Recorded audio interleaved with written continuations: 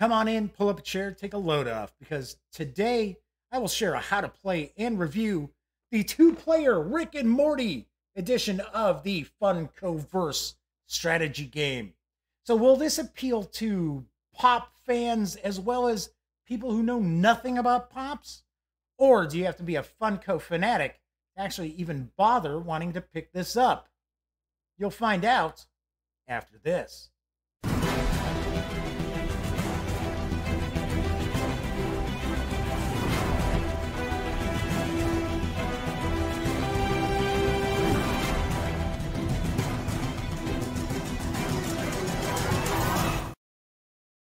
Howdy, howdy, howdy, gang. Yes, I'm Jeff McAleer, back once again as your host here at the Gaming Gang channel.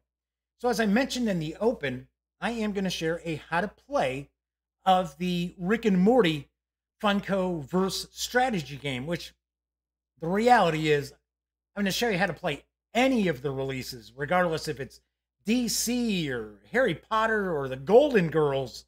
You will know how the Funkoverse Strategy games do play. But as I mentioned, I'm taking a look at the Rick and Morty edition, which is designed by Prospero Hall, and it is available in stores right now. The Funkoverse Strategy games are making it into retail as I'm recording this. So some retailers have them, some are waiting for stock on them, but it is considered to be available right now. This game is for 2 players, ages 10 and up. Plays about 20 to 30 minutes, although I know officially they say about 20 to 60 minutes. You are not going to see too many games actually go that long. So let's head on over to the other camera and I will show you how to play the Funkoverse Strategy game. So I've got everything from the Funkoverse Strategy game for Rick and Morty laid out here on the table. And I will kind of walk through what some of this stuff is, and then I will zoom in, get a better look at some things as well. Pretty simple to jump into.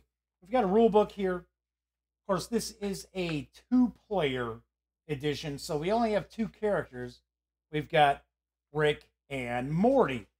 Plus we have a robot and an alien. I will show you those in just a sec.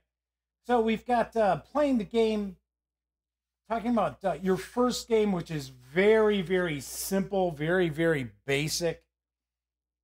You don't even need to really complete an entire first game to have an idea of how to play this. So moving right along, we've got the full experience, where now you're going to utilize different items. You have your different abilities, you've got statuses, you've got obstacles, you've got different ways to move. So all the rules are broken down in this small rule book. Altogether, it's all of like 18 pages. But as you can see, loads and loads of illustrations. So I will point out that this is very easy to jump into. There's not a whole lot cooking under the hood of this system, and you will see that in just a sec. So we've got a bunch of different tokens. So this is kind of your initiative token. Who's going first? So we've got dark, we've got light. Each of the players decide, okay, my side's going to be the dark side. You can be the light side. You just flip it. There's your first player. So once you go through a round, then once both players have played through the round, you're going to just flip it over and give it to the other player. They become the first player, and it just goes back and forth, so on and so forth.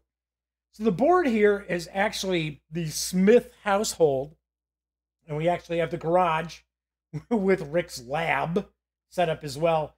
There is another map on the other side. Once I'm done kind of going through the how to play, I will flip it over and show you that as well. So each of the characters is going to have their own card. I will zoom in so you get a better look at that as well. And we have items. Although in the 2-player set, which has the 2 pops, you will only get 1 item. In a 4-player set, you get 2 items. We also have our scenario cards. So we have leaders, flags, control, and territory. And depending on what you play, it's going to determine what map what board you're going to use. So leaders and flags, you're actually using the Smith household. On the other side is the arcade, and that is for territory and control. One thing I will point out is that each of the games have the same exact scenarios. The maps are different, obviously enough. The pops are different. The special abilities the pops have are all going to be different. But those scenarios all remain the same. So there are only 4 scenarios across all of the releases so far in the Funkoverse. And I will point out, these scenarios all play rather similarly. So we've got additional characters. So we've got Rick, we've got Morty, we've got an alien, and we have a robot. So because it's a 2-on-2 in this game, you don't actually get a pop for the robot. You don't get a pop for the alien. You just get these little discs, these little tokens to utilize. So they get character cards as well. So we got the alien, we'll put him with Rick, or him or her, or it with Rick, and we've got the robot with Morty. We have a variety of different tokens here too. These actually come into play with the different scenarios. So for an example, we've got flags on some, like so. It's kind of a capture the flag. You need to bring the flag back to your starting location. We've got these A, B, C, and D, which represent some sort of shiny items of some sort that need to be collected. So we've got those. Let's get those off the board. We also have for Rick's portal gun, we actually have a portal counter that he can utilize the portal gun and use this to actually count as a starting spot wherever he places that. Let's give the alien over here, and we'll put the robot over there. Get these out of the way as well. We have these counters here. This is just simply to show that your pop has made their move. Your character has made their move. So once you've done, you've activated each of your characters, you're going to put that next to each one so you know when the round is over. We get these kind of victory point crystals, which are kind of cool. They're these plastic crystals. They are different colors for each of the releases. So as you can see, there's kind of a greenish vibe going on with Rick and Morty. So we've got these green victory point crystals here. We also get dice. We've got special dice. These are cut dice as well. So this isn't just laser printed on. We'll get a closer look at these as we zoom in. Then we also have a cooldown track for each of the players. Beginning, we've got 4 to 1. And one of the interesting aspects of the game is that each of the characters will have skills. And that's what these tokens are for here. They've got these abilities. And you can use the abilities, but you have to spend your tokens, and then you have to go through a cooldown period before you get that token back. Pretty interesting. I do like that aspect of the game. I thought that was kind of cool. So it's not, well, you get to use this every other turn, or you get to use this every turn, or you get to use it once per game. You've got this little kind of countdown timer, this cooldown timer. So for anybody who plays a lot of video games, cooldown timers are, you know, that's old hat. That's nothing new. It's just being translated into, obviously enough, a tabletop game. So let's zoom in, because I will actually show off the big selling point of the Funkoverse. So let's zoom on in a little bit. Let's kind of zoom on into the house, and then I'll leave a little space here for us to toss out. Flip this cool down track. Let's put this over here. Okay, so the big selling point, of course, are going to be the pops themselves. So we've got Rick Sanchez, and this is his portal gun, his little item here. These come with bases, so they pop off the base, but you're not going to get them to stand up very well without the base. So you want to put them in the base. These items are interchangeable. So as I mentioned before, in the 2-pop box, which carries the MSRP of $24.95, $99 with $25, right? You're going to get the 2 pops. You'll have 1 item. So we also see that Rick has his handy dandy flask with him. I pickle Rick! So let's put that back in his hand. So we've got Rick and we've got Morty. And you'll notice each of the pops do have the ability to hold an item. It's just they don't start off with an item. So we've got these 2 here. And if we were playing just with these 2 pops, what we'd be looking at, first of all, let's take a look at Rick. So we've got Rick. Rick's special ability, if we spend this token here, which is kind of like charisma, leadership, it's Get Swifty. So any adjacent ally may do a basic action. Rick may do a basic action, limited to once per turn. But we see the number 3 here. What would happen is, if we use it, that's going to go over here. And every round, it's going to move closer and closer. And then once a new round starts after this, it would come back into the Rick player's inventory. So we also have Belch. It's a challenge 2, shift an opponent's ability token up 1 number on their cooldown track.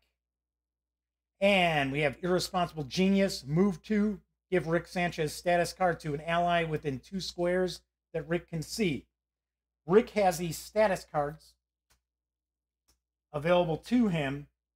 They're kind of like items, but they're sort of like one-shots. So he's got a combat suit, a ray gun, he's got dark matter. He can't use them. He has to give these to one of his allies. So that is Rick. So Rick is actually kind of, if you were going to use both Rick and Morty against some other pops, Rick is actually considered the leader. So we also get Wubba Lubba Dub Dub. So it says, if Rick is your last character taking a turn around, he may give a Rick Sanchez status card to an ally within 2 squares that he can see. This is automatic. This is an automatic ability to utilize. But, of course, once again, oh, no, yeah, that is. It's an automatic one. All right, so that's what he gets to do. So let's take a look at Morty. So with Morty, you get, these are the tokens that Morty starts off with. I don't know about this. So he gets to move 2. He can interact or assist. So interacting is, for an example, like I said, we've got items like this. We've got flags. To do something with this, to like pick this D up, that's an interaction. That counts as an action. To pick up this flag, that would count as an action. He gets to move 2 and perform that as a single action because he's playing this as a special ability. Normally, that would be 2 actions in a round. And each of your pops only gets 2 actions. Get it together. Take an ability token from your cooldown track and put it in your ability token pool. And then Violent Outburst. He can challenge. He gets 4 dice. Morty cannot do this ability if a token like this is in his ability token pool. So if he spends both of these, and these are on the cooldown track, he can actually use the Violent Outburst. And then, of course, he's a Moral Compass. Morty adds an extra token like that to your ability token pool at the start of the game, as shown in the ability dots to the right.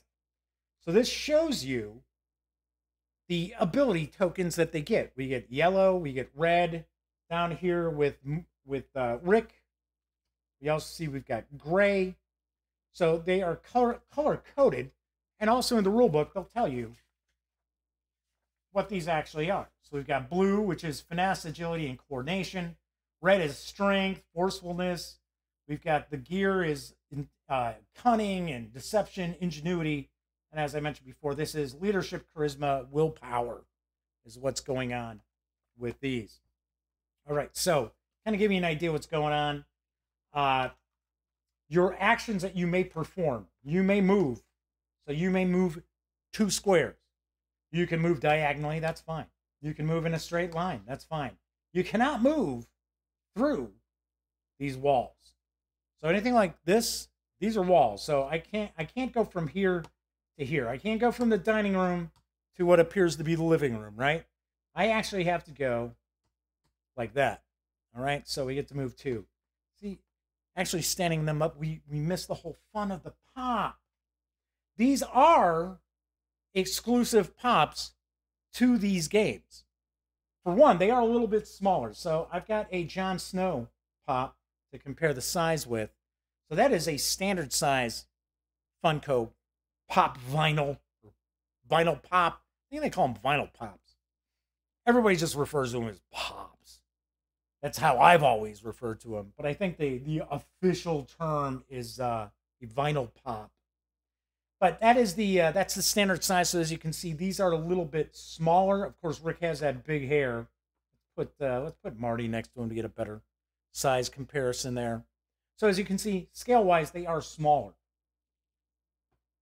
So as I mentioned, so we can move to, you can challenge. So normally, you can challenge an opponent who is adjacent to you. You're going to roll 2 dice, and they are going to roll 2 dice. This is a hit as an attacker. These exclamation points count as 3 hits as an attacker. This shield is a point of defense, and of course, the exclamation points as a defender means that those are 3 shields. So we would have each of the players, let's say we're battling across the doorway here. 2 hits for Morty and 2 for Rick, but these don't count. He needed these. So as long as you have 1 hit more than your opponent, or for an example, if you had more shields. So first of all, because we have 2 more hits than Rick, Rick gets knocked down. So Rick is knocked down and cannot do anything until their turn. So that is the knockdown. If a knocked down character is successfully challenged, they say challenge, it's really an attack, right? So, but if a character that's knocked down gets challenged, then they're knocked out. And being knocked out moves them over to the cooldown track onto the 1 spot. So that means they're out of action for the rest of that round. When a new round starts, they can go to one of the starting spaces for that scenario.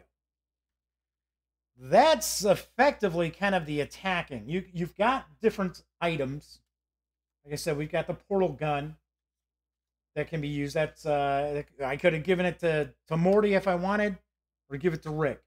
Normally what you're going to try to do is, I'll be honest here.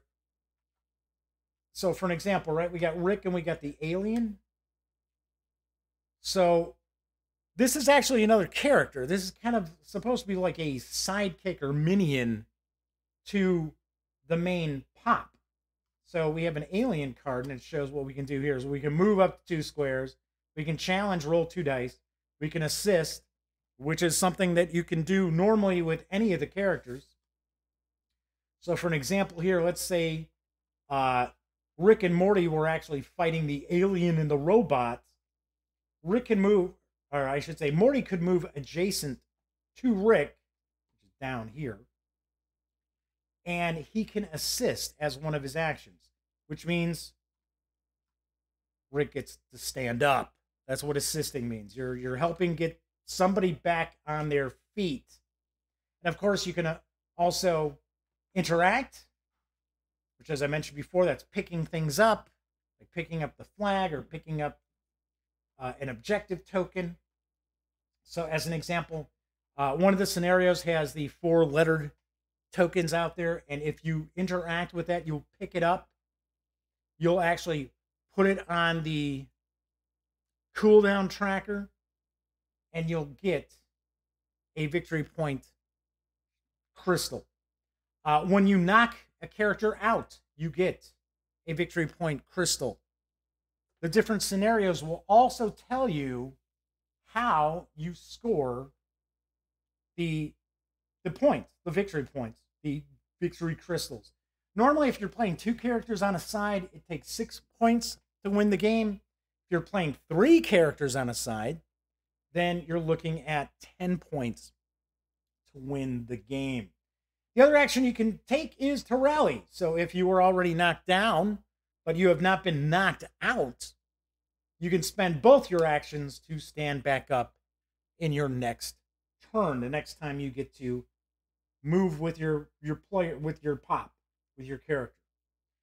So that is effectively it. Now, I will point out that if you've got just the kind of 2-player set, right? The 2-player Rick and Morty, not a whole lot of excitement. I'll be the first to point out, because you're effectively, you're going to break these 2 up on different sides. One guy's going to get an alien, one guy's going to get a robot. And really, the alien and robot just can only do the basic stuff. They do not get any of these special abilities. The only way that they could get anything special is whoever's associated with Rick.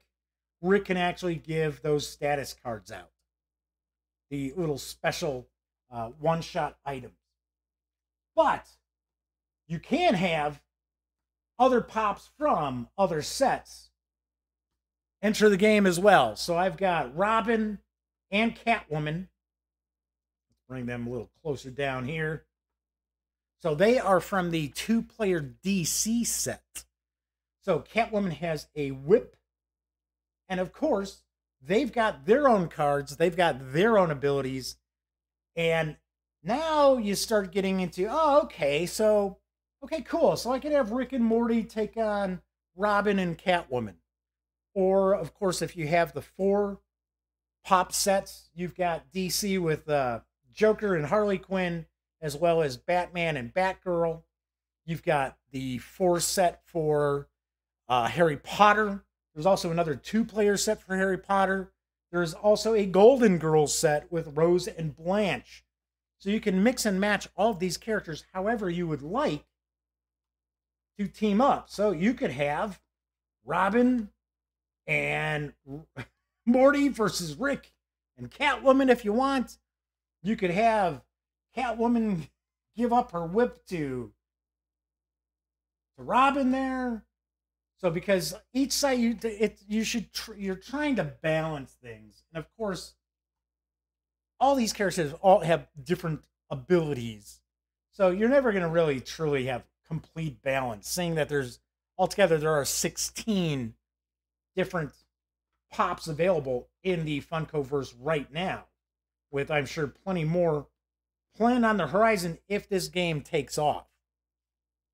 Which I got to be honest, I don't know if it will or not, and I will talk about that when I get into my final thoughts and my review score. But as far as just playing with just the 2 pops and these little token minions, there's not a whole lot going on in this game. You really, really do want to have other sets so you can kind of mix and match or team them up, however you want to do it, to give a little more variety to the game. That said, there's not a ton going on under the hood here. It's a very, very light strategy game. In fact, it's more a little like a little tactical skirmish game with the special abilities and so forth. And very easy to get into, but also very simple. And I do not know how much replayability this is going to have if you're not continuously adding new pops to your collection to be able to put together, whatever super team you want. So all in all, that is pretty much how you play in the Funkoverse strategy games. They all play pretty much the same, except for each of the characters will have different special abilities and they will have a different item. All right, so let's go back to the other camera and I will share my final thoughts as well as my review score. So all in all, what do I think of the Funkoverse strategy games overall? Not just necessarily the Rick and Morty edition. But before I talk about that, I forgot I was going to show you the other side of the board, which is right here. This is the other side. It is an arcade.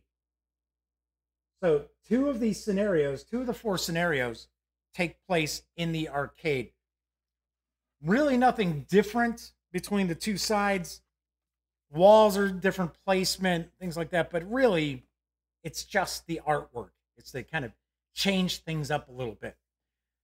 All in all, I think this is an okay game. I don't think it's great. I think the main selling point, of course, are the pops that you will get in the set, even though they are smaller than the standard pop vinyls. But they are going to be the main selling point of the games themselves. So right now, there are a variety of releases out there. There are some 4-player games or 4-character games. There are some that are 2-character games. First off, Rick and Morty. I really dig the cartoon Rick and Morty. But as just buying that as a standalone set to play, I can't recommend it. I certainly feel that there isn't enough going on to warrant picking up the Rick and Morty set just as a 2-player game. There's nothing really to it. In fact, as you add more and more characters to it, all that's really changing are their special abilities. And yes, they're kind of interesting, but all in all, still not all that inspiring. I found the game to be very, very light. We played it a few times. We had some laughs. We had some chuckles. Only when I threw in the Robin and Catwoman did we actually feel the game kind of took off a little better. Still not a great game, even with additional characters added to the mix. If you're not a fan of Funko, I can't recommend you picking this up.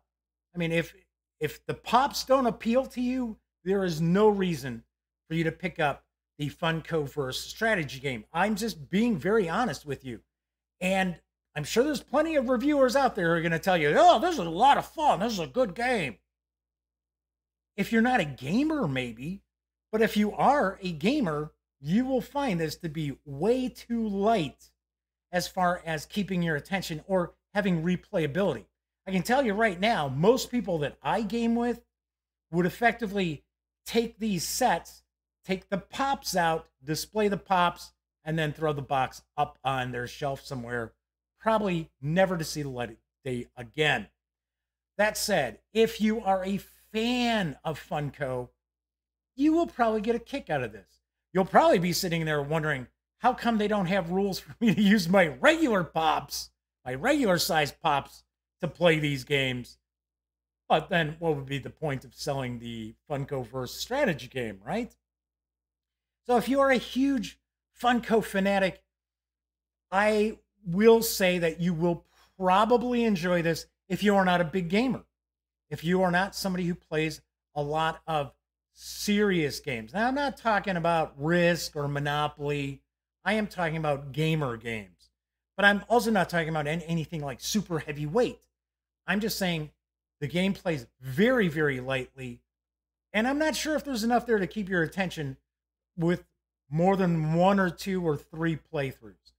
Also, do want to point out, even though there's multiple sets, there are really only 4 scenarios.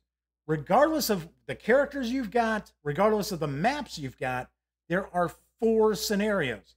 There is leader, there's flags, there's territory, and there is one more. Can't think of it off the top of my head right now. And that's it. So every one of these sets has the same exact scenarios, and they all play the same. You can interchange the maps and things like that. The maps do not change the way the game plays. They don't. The different boards add no additional strategy or any sort of tactical thought you need to put into it. It's pretty much just the same thing. All in all, it's not a broken game. This is not a broken system.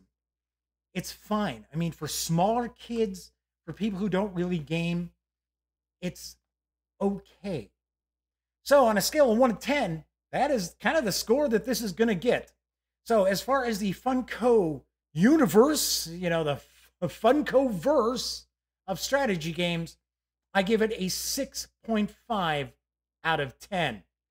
You could probably knock that score a little bit lower if you are not a fan of Funko, and you might give it an extra point if you are a big fan of Funko.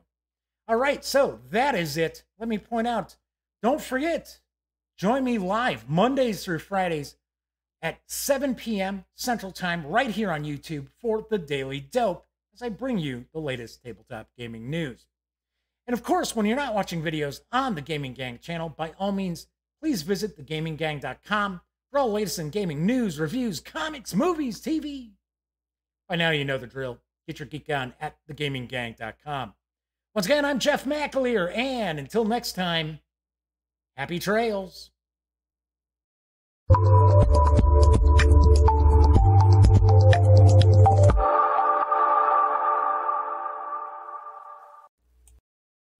Zoobity-bitty-bitty-boo-boo. Zoobity-bitty-bitty-boo. Zabba-dabba-dabba-dabba-bum. Zibbit. Whoa, hey. I didn't realize that you were still here. Well, if that's the case, then allow me to share the following information with you that I only have 20 seconds to do. So let's all take a deep breath. So if you would like to subscribe to the Gaming Gang channel, please click right here. If you want to check out the latest episode of The Daily Dope, click right here. And if you'd like to check out a randomly selected standalone video, by all means, click right here. Once again, I'm Jeff McAleer, and thanks for watching.